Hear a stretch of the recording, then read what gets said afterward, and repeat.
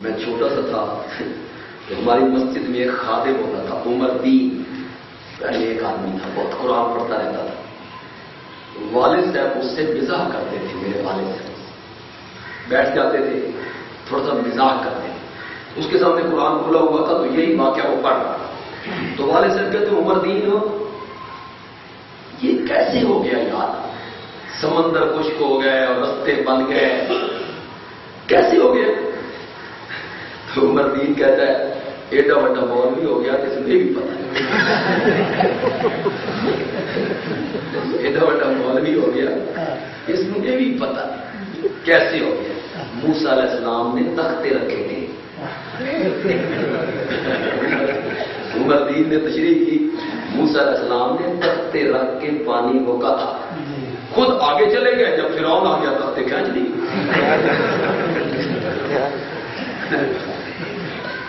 تو موسیٰ علیہ السلام نے بھی کس کو پکارا ہے؟ حضرت عیسیٰ نے کس کو پکارا ہے؟ اصحاب کہف نے کس کو پکارا ہے؟ اللہ کو. حضرت خضر نے کس کو پکارا ہے؟ اللہ کو.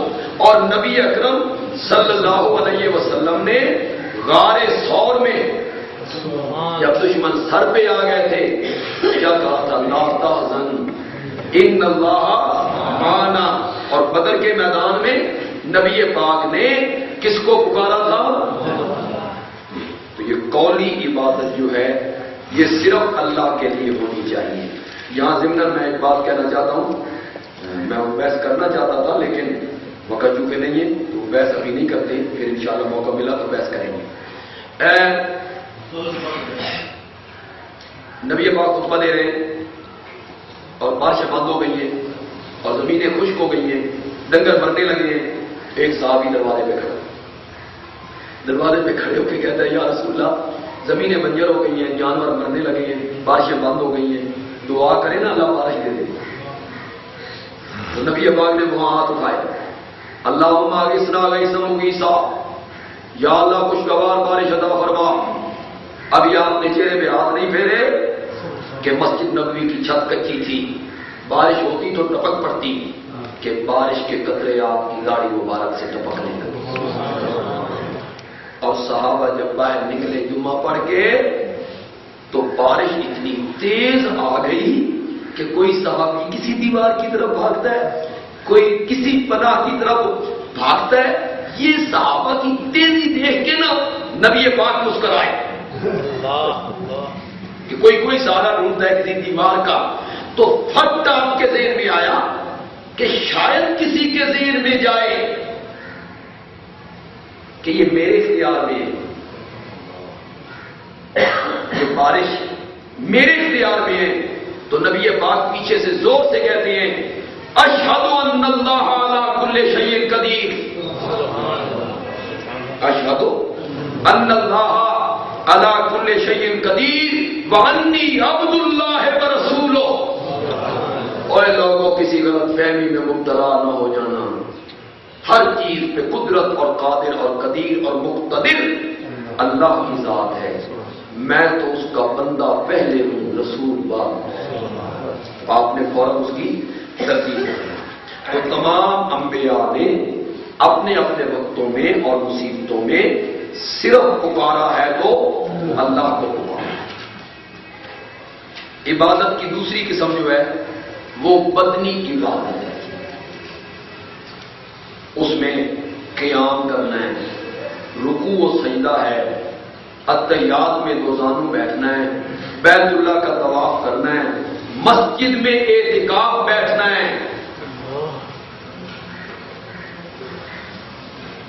حجر اسود کو بوسہ دینا ہے، صفا مروہ کے درمیان سعی کرنا. یہ بدنی باتیں ہیں اور یہ ہونی چاہیے تو صرف ہو. یہ جتنی عبادات ہیں قیام، رکوع، سجدہ، اتحیات میں دوزانوں بیٹھنا، طواف کرنا، مجاورت، حجر اسود کو بوسہ دینا، یہ ساری تعظیمیں آج بزرگوں کی قبروں پہ خرچ ہو رہی ہیں، نہیں ہو رہی. وہ جو میرے نبی نے کہا تھا لعنت اللہ علی الیہود والنصارى اتخذوا قبور انبیائہم مساجدا. کیا میں نے اس کا لعنت ہو یہودیوں عیسائیوں پر جنہوں نے اپنے اپنی نبیوں کی قبروں کو بنا لیا. ایک یہ میں نے اتخذوا بنا لیا، یہ میں نے بھی علماء نے کیا، جنہوں نے اپنے اپنے نبیوں کی قبروں کو بنا لیا مسجدیں.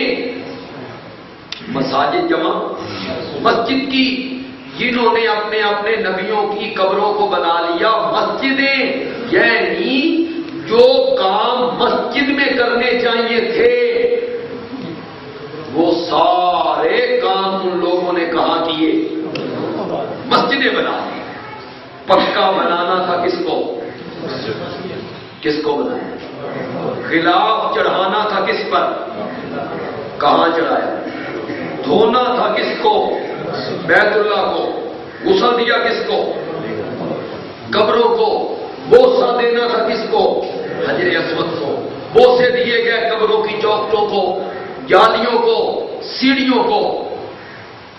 سجدہ کرنا تھا مسجد میں اللہ کا، سجدے کیے گئے قبروں کے. اور سال کے بعد ایک دن مقرر تھا، مشرق و مغرب کے لوگ وظیفے پڑھتے ہوئے میرے گھر کی طرف بھاگے حج کرنے کے لیے. اس کے مقابلے میں عرس کی یاد کی.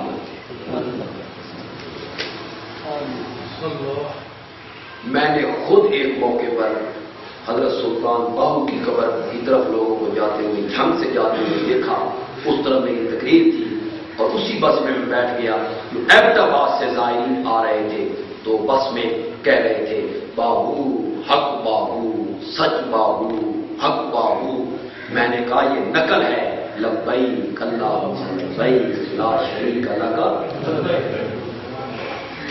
کون سی وہ تعظیم ہے جو اللہ کی مسجد کی تھی جو تم نے قبروں پہ خرچ نہیں کی؟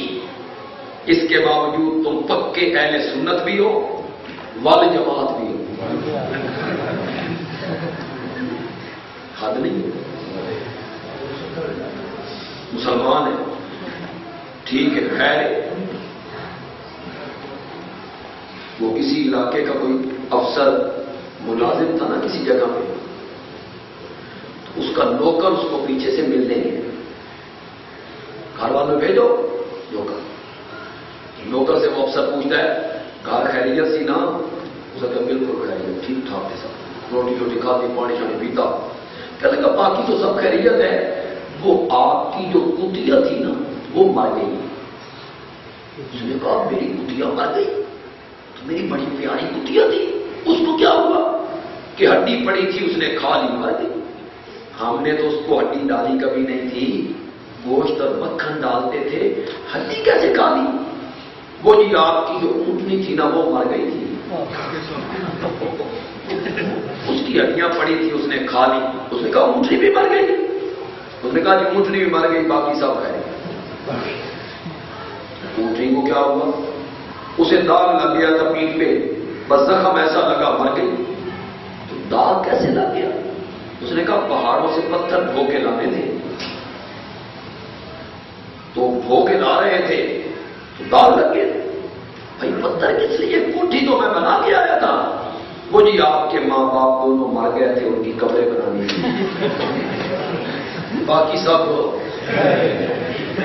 ماں باپ دونوں مر گئے؟ دونوں مر گئے، باقی سب کہیں. تو وہ کیسے مر گئے؟ ٹھیک ٹھاک تو میں چھوڑ کے آیا تھا انہیں. وہ کوٹھی جو آپ بنا کے آئے تھے اس کی چھت کے نیچے بیٹھے تھے، دھڑام سے کوٹھی گری،